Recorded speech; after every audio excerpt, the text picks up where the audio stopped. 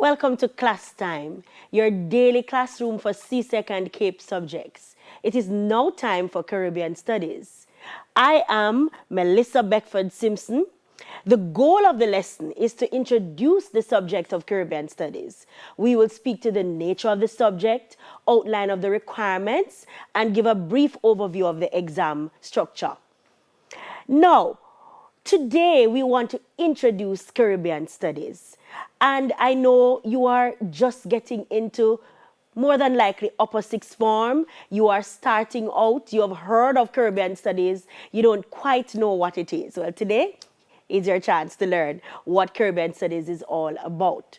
And I hope that you are excited as I am, as excited as I am to learn about it. All right, so our objectives are very simple for today. We want to define the subject called Caribbean Studies. We want to explain the requirements and the structure of the subject and the exam. And then we're going to locate and define the Caribbean. After all, it's Caribbean Studies we're doing, right? And we want to look at the various definitions of the Caribbean. And then we want to arrive at a very workable definition of the Caribbean. These are the things we aim to do. Now, let's start with the definition of the Caribbean. And you may be saying, but everybody knows how to define the Caribbean. You know, people outside of the region, for example, once they think of the Caribbean, they're thinking of sun, sea, and sand, and letting down their hair, coconut, and, you know, all of these things underneath a coconut tree, feeling relaxed, no problem. But there's a little bit more to the Caribbean than just that. So we want to say that Caribbean Studies, the study of the Caribbean, is a multidisciplinary subject area that draws from history, sociology, geography, economics, amongst many others. And the aim of the subject is to educate the Caribbean student about the region from which he or she originates, while fostering a sense of Caribbean-ness. Students will develop a sense of their roles and responsibilities as Caribbean citizens when there's an understanding of the factors that have shaped the region and the challenges it continues to face in its quest for development. Quite a mouthful there. You are living in the Caribbean. You may be saying, why do I need to learn about Caribbean studies? I'm a Caribbean person. Are you? Are you really? Do you consider yourself to be Caribbean, or do you consider yourself to be Jamaican, Trinidadian, Bajan, whatever it is, right? So it may be that as we go along with Caribbean studies, you may change some of the ideas that you have, that you think are correct. Now, one of the things I want to start with, I want to put that out there. We don't want anybody ifing and butting about it. Caribbean studies is a content-based subject, which means that it is a reading subject. And I can hear you from here, moaning already and groaning, oh no. And I can hear some of you screaming, and probably you want to tear your hair out already. A reading subject, especially if you are perhaps a science-based person, and you're saying, why do I need to do this reading subject? Well, it is a reading subject, and I'm sorry to burst your bubble, right? But I want you to understand that from the get-go, all right? So we've had a long break. We have had many issues, and we know the challenging times that we are in. But guess what? School starts. It's class time. We are ready to begin, and we are ready to get going with the subject. Now, if you think that reading is such a daunting task, especially reading for something like this, and I don't like history, and I don't like sociology, that's why I never chose it. You know, these are the things you're saying, you know, I can hear you saying these things. So you may be saying this, but at the same time, I want to encourage you not to take it on at once, all at once. Take your time, pace yourself. When your teacher does a topic, then just read along with the teacher. Start and just do piece by piece, and you will get it. So don't attempt to read all of it at once, all right? So we want you to understand that it is a reading subject, and you will need to get that information in. Now, because it's a reading subject does not necessarily mean that we're expecting you to swat the information. We want you to understand the information, and then you are able to write what you understand, all right? So let's move along from that. Now, what is the structure and the requirements of the subject area? First of all, it is a fundamental part of your CAPE program. That's why you're doing it. All right? It has 3 modules. Module 1, Caribbean society and culture.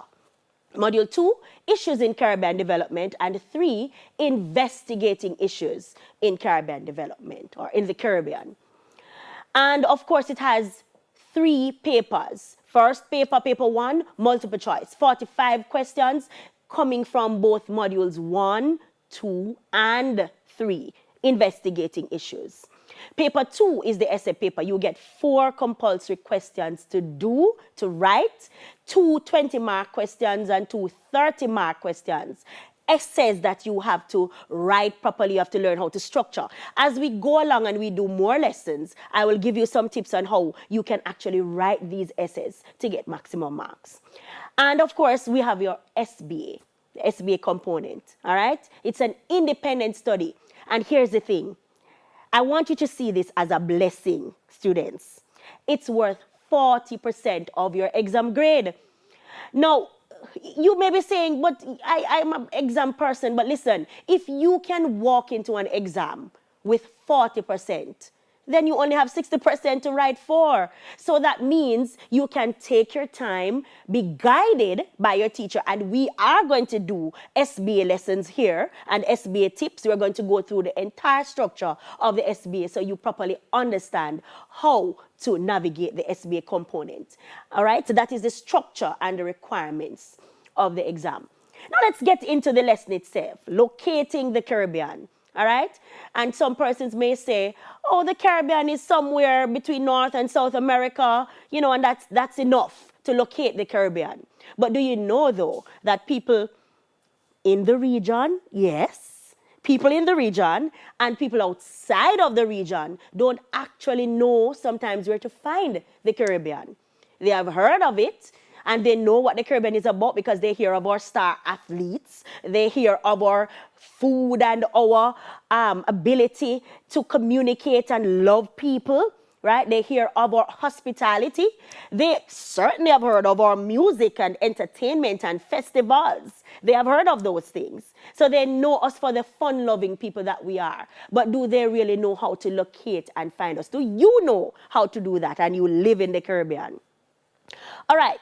So it's not as simple to locate and define the Caribbean as it sounds, you know, it's not that simple. The most popular definition that we hear of when you ask people, the average person, perhaps even you who are listening, when you ask, define the Caribbean, locate the Caribbean, you normally say, oh, it is a group of islands that's washed by the Caribbean Sea. Not quite true, not quite so. First thing that is wrong in that sentence is group of islands. The Caribbean is more than islands. There are mainland territories too. All right? And not everywhere in the Caribbean that's considered to be Caribbean is washed by the Caribbean Sea. Not at all. Some washed by the Atlantic Ocean. So we need to revisit that popular, very popular, but very untrue definition of the Caribbean. All right? So when you try to locate the Caribbean just by that, then you're going to have some problems. Let's look at some other ways that we can look at it now.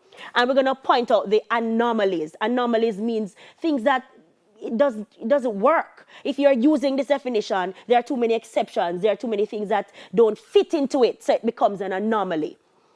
So this definition of the washed by the Caribbean Sea, it does not include Barbados, which is way out in the Atlantic Ocean, and Guyana, which is a mainland country. All right? Belize is also considered to be part of the Caribbean, and it is not quite washed by the Caribbean Sea, right? And there are other areas that are washed by the Caribbean Sea, but are not considered to be part of the Caribbean, such as Mexico and Honduras, those right in the middle there, Panama, Central America.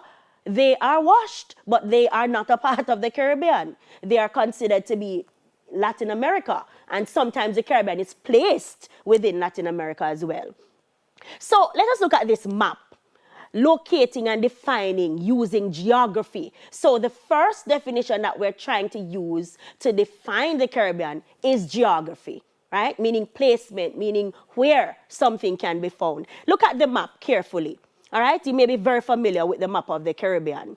And we are seeing there many areas, some of the areas don't quite fit into the Caribbean, but they are there nonetheless, all right? And we have some kind of relationship with these areas. So we are looking at the Caribbean, Lesser Antilles, Greater Antilles, and so on, all right?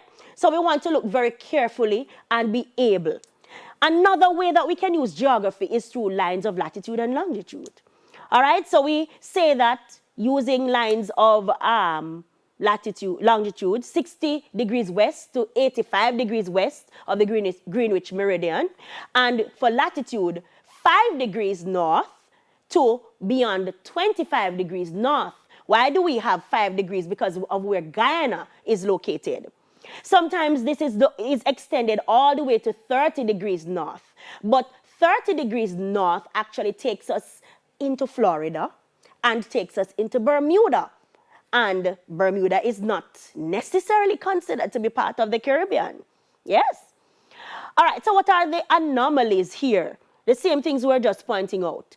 The lines of latitude and longitude include countries that are not considered to be part of the Caribbean, such as mainland South America. They also go up to the tip of Florida, even at 25 degrees north. There's a part of the tip of Florida that is included. All right? And then when you stretch it as far as to 30 degrees, you really don't get it because Bermuda is included and more of Florida is included. And those are not necessarily considered to be part of the Caribbean. So you see, it's not as easy as you thought it was. All right? Other geographical features include islands, mainland countries, use those terminology. It's made up of islands and mainland countries, archipelagos, such as the Lesser Antilles. Bermuda is also an archipelago. Bahamas, so all of those. Water bodies, what are the water bodies that can be found that surround the Caribbean area? The Caribbean Sea, obviously. Atlantic Ocean, Barbados and Guyana are out in the Atlantic Ocean. The Gulf of Mexico.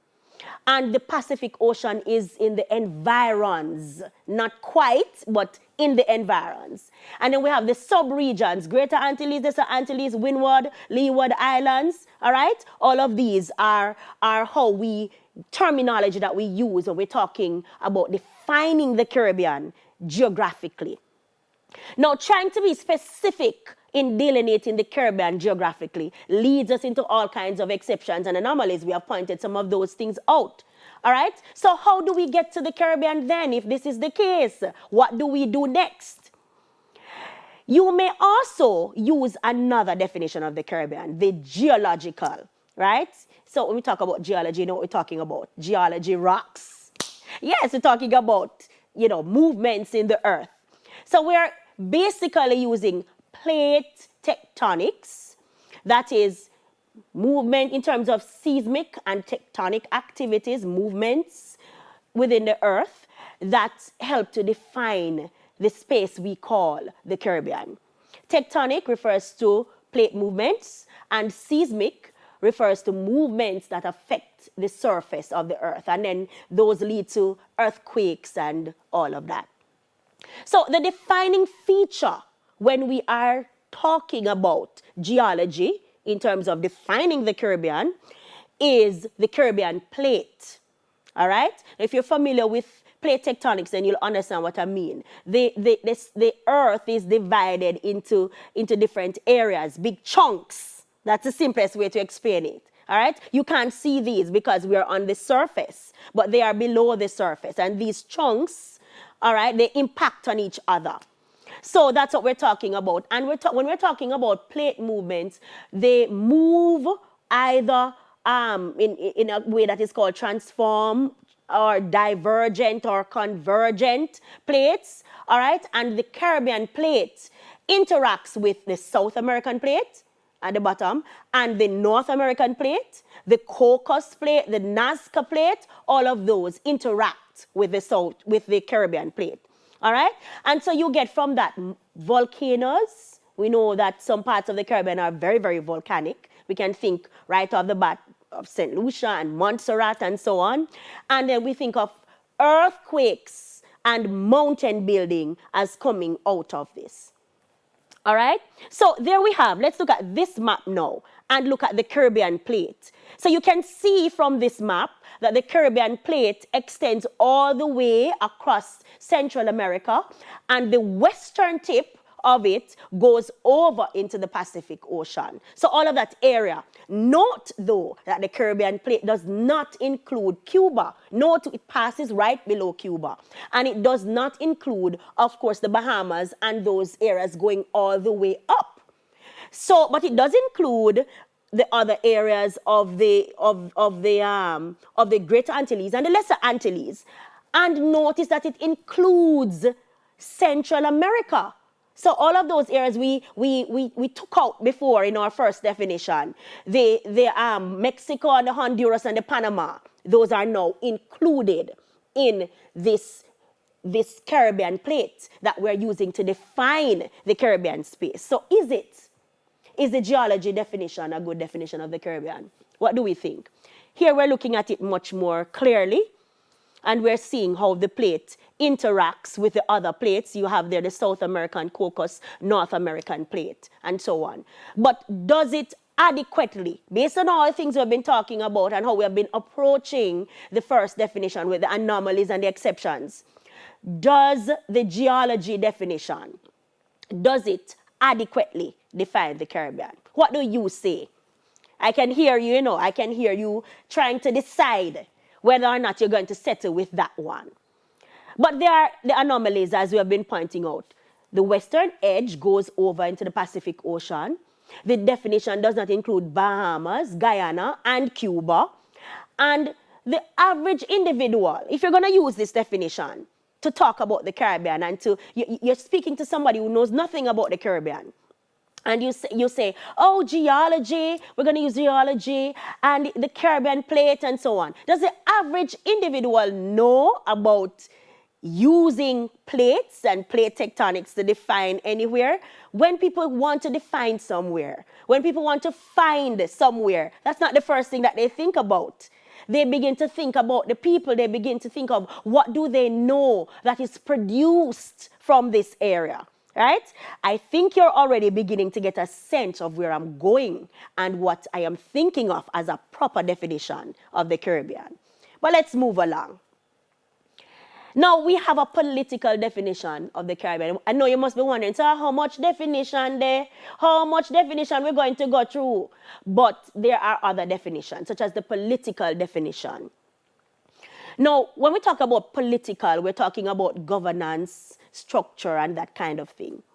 The Caribbean is not a single political entity. In other words, you cannot group us all together and say the Caribbean and we are one political nation, and we all vote for one president or prime minister or whatever it may be. No, that is not the case.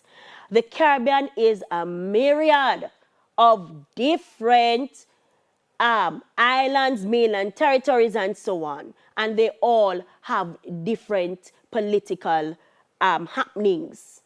All right? So it's a mixture. Generally speaking, the Caribbean islands, mainland territories, we are all products, in a sense, of the colonization of European powers. So we have been heavily impacted by the European powers. What are these European powers? You know this from first form man, first form history, even primary school, you know this answer. Yes, I can hear you. We're talking about the British, the French, the Dutch, the Spanish. I don't know why I call the Spanish last, and the Spanish would have been the first of the Europeans to come. Yes, but the Spanish too. Now, we also use CARICOM as a kind of identifying feature, right? Because CARICOM is a unifying element in the Caribbean, but not all countries that are considered to be part of the Caribbean are part of CARICOM either, right? Though we use CARICOM largely to talk about and try to define the areas of the Caribbean.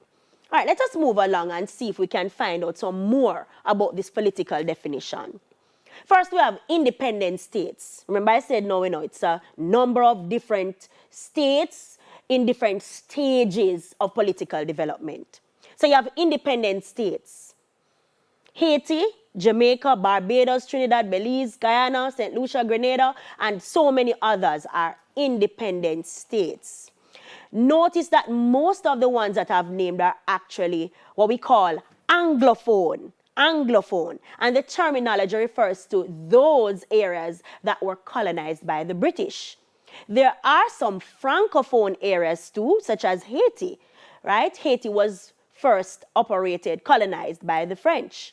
Now we're going to get to the case of Haiti in just a second. We're going to look into Haiti just a little bit. But while these countries are independent, we can all say they're all independent, right?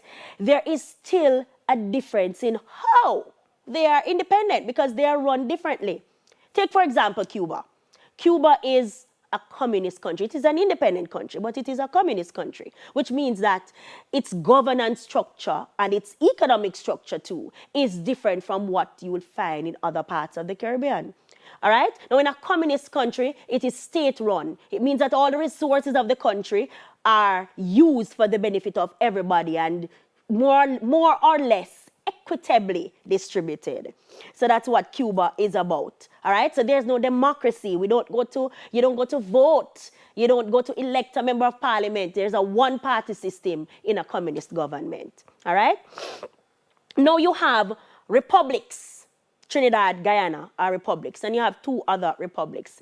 You begin to think about those two other republics and tell me at the end of the lesson what those two republics are. But for now, we'll go with Trinidad and Guyana. How is this different? How is this different from the other category that we have there, a constitutional monarchy, such as what exists in your country? Yes, Jamaica. We have a constitutional monarchy. It is a democratic, independent country, but it is a constitutional monarchy, which is different from a republic. Simply put, and it's much more complicated than this simple answer, but just for us to easily understand. In a republic, yes, was once colonized by a European country, in the context of the Caribbean, but at the same time, the republic has removed the monarch as the head of state. So, yes, there's been a lot of talk recently in the news about us focusing on removing the Queen as head of state for Jamaica.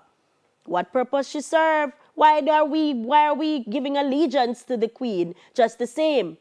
The reason why we're still doing it is because we have not had the political will to change it. All right? So Trinidad and Guyana has changed it. What have they done?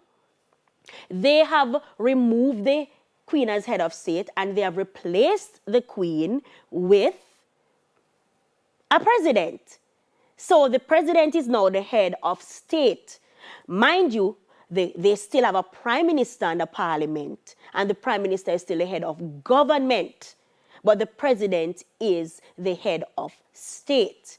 Now, this may be a little bit different from other republics outside of the region, such as the United States, right?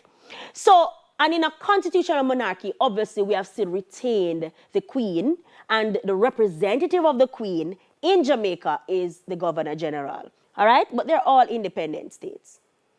What are some other aspects of the political definition that we can think about? Non-independent states. And notice I said non-independent. I didn't say dependent. I said non.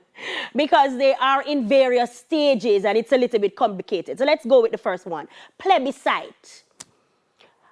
Unincorporated territory. Associated state. Those words are used interchangeably. As in the case of Puerto Rico and the U.S. Virgin Islands. No, they're not colonies. Neither are they independent.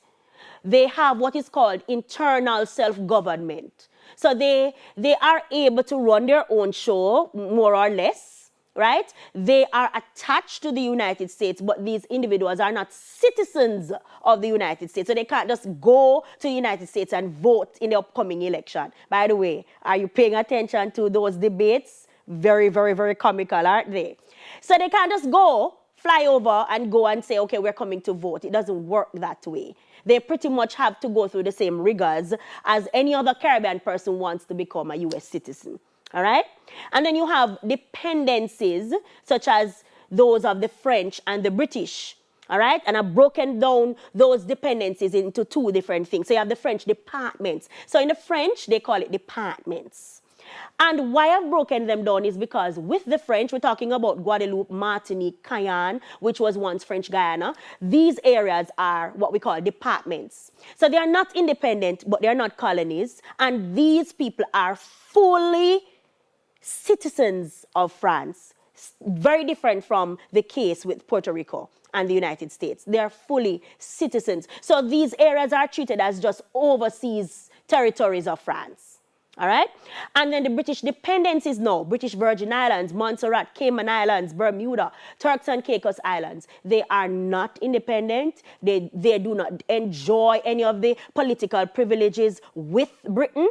So for all intents and purposes, they are, we could still call them colonies. Yes. I bet you thought that we didn't have any such thing anymore. Bet you thought that. All right? Then we have dependent states now, and I've made sure to categorize them very differently. We're moving quickly along. The Netherlands Antilles, Curacao, Bonaire, Saba, St. Eustachia. So these are Dutch-owned areas. All right, and part of an island which the Dutch call Saint Martin. These territories are directly run by the Dutch government, and the Dutch monarch is the head of state, and their prime minister is the prime minister of the Dutch. There's no prime minister, all right? So they have a governor who is appointed by the Dutch to handle the affairs in these countries. Now, Suriname, also considered to be part of the Caribbean, yes, Suriname belonged to this group because Suriname was owned by the Dutch or colonized by the Dutch. Let me be politically correct and say colonized by the Dutch. But they are now independent, so they don't fall into this bracket. All right, so let's look at the case of Haiti. I promised you that we'd look at the case of Haiti. It was the first independent black republic, and they received this status, prestigious status, but now dubious as well.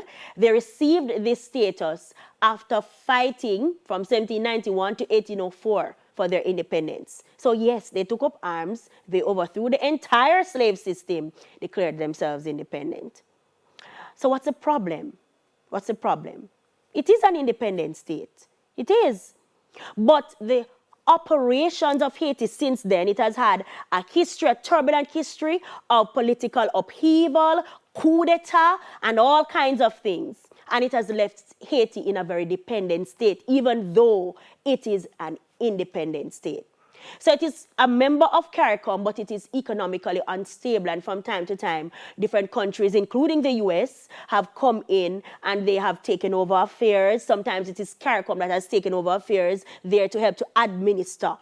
So Haiti is an independent country, but it is having several issues in terms of economic independence. It is not able to stand on its own. And some of this has to do with what happened after the revolution.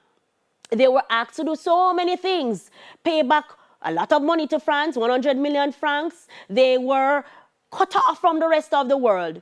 And in a sense, they have not really recovered from that. Not to mention the series of political plunderers who have taken all that it has, including its natural resources. So Haiti is, in fact, an independent state, but it is a struggling independent state.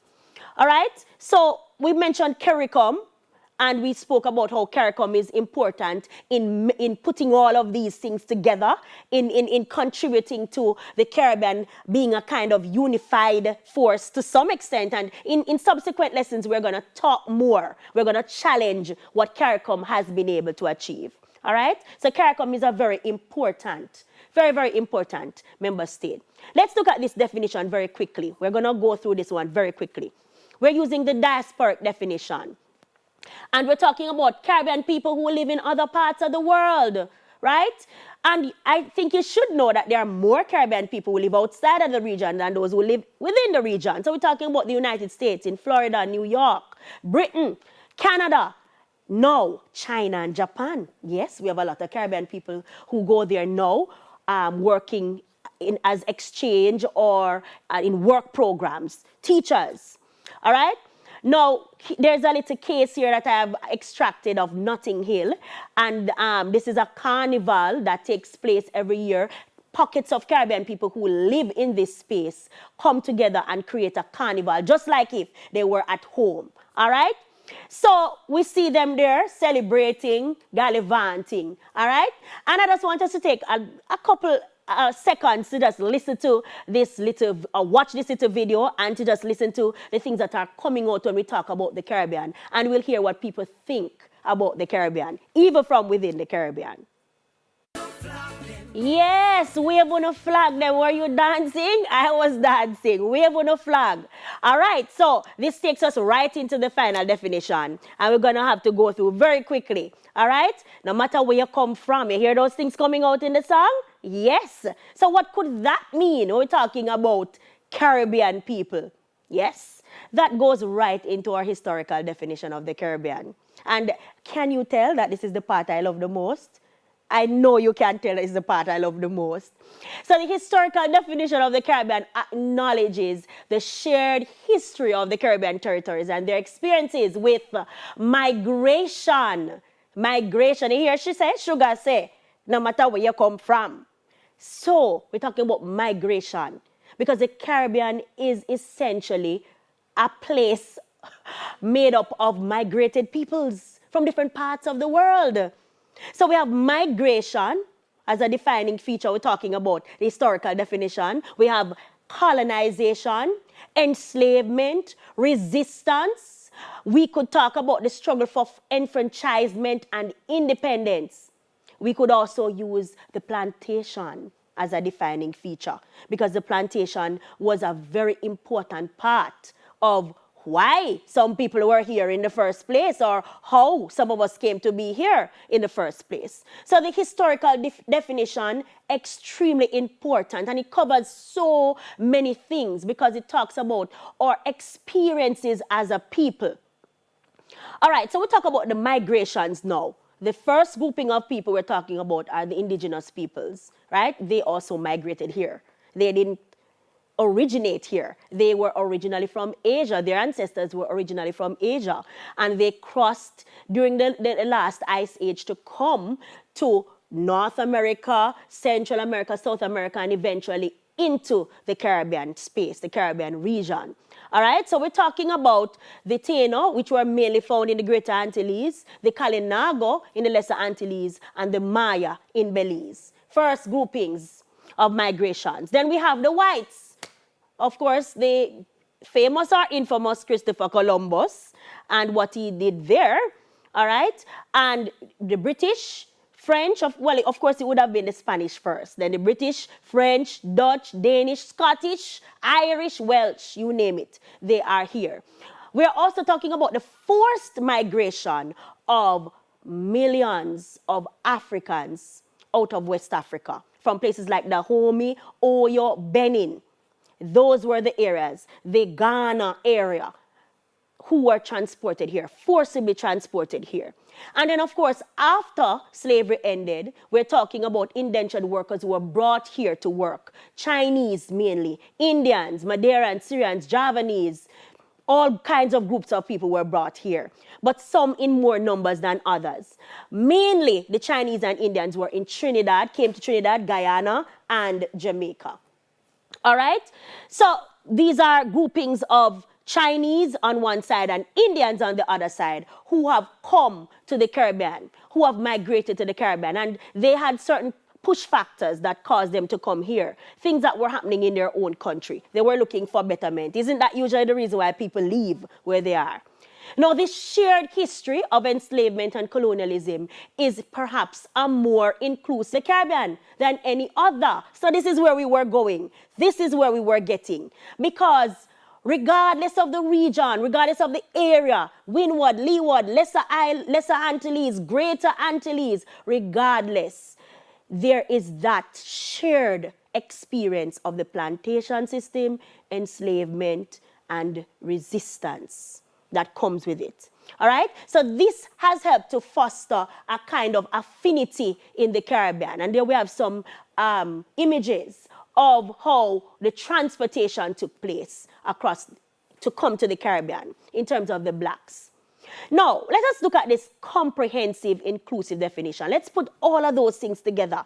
The geography, the geology, the political, everything. And let us see if we can arrive at one definition. This is my version. You can come up with your own. The Caribbean is a melting pot of islands and mainland territories at various stages of independence and development, lying approximately between 5 degrees and 25 degrees north of the equator, 60 degrees and 85 degrees west of the Greenwich Meridian, generally sharing a history of migration, colonialism, enslavement, and resistance. Do you see what I did there? Yes, I incorporated all of those definitions, an element of all of those definitions. Perhaps only the diasporic definition is not there. An element was included of all of them, and this is what we have come up with. All right?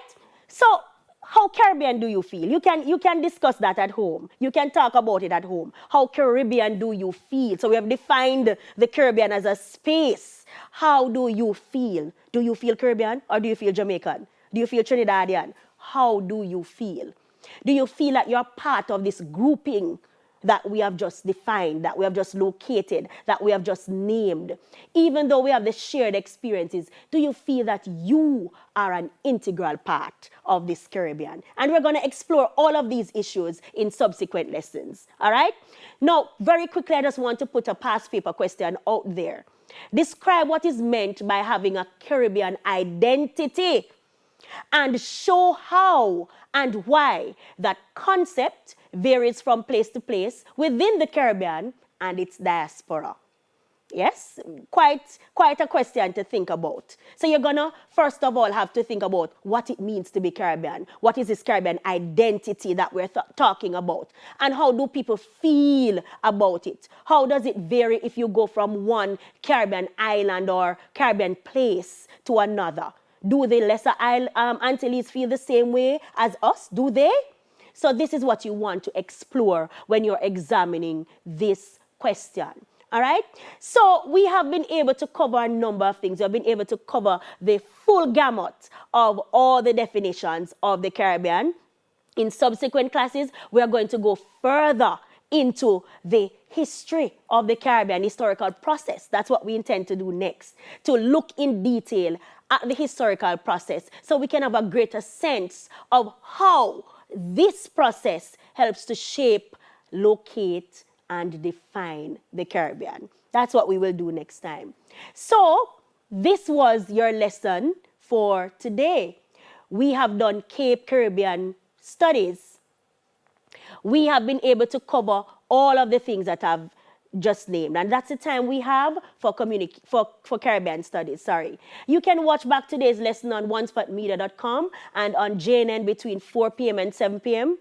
Class time is back in session tomorrow at 9:45 a.m. right here on TVJ. And remember, if you have questions, send them to Television Jamaica's Facebook page at Television Jamaica or on Instagram at Television_Jamaica using the hashtag TVJ Class Time. Until then, keep safe.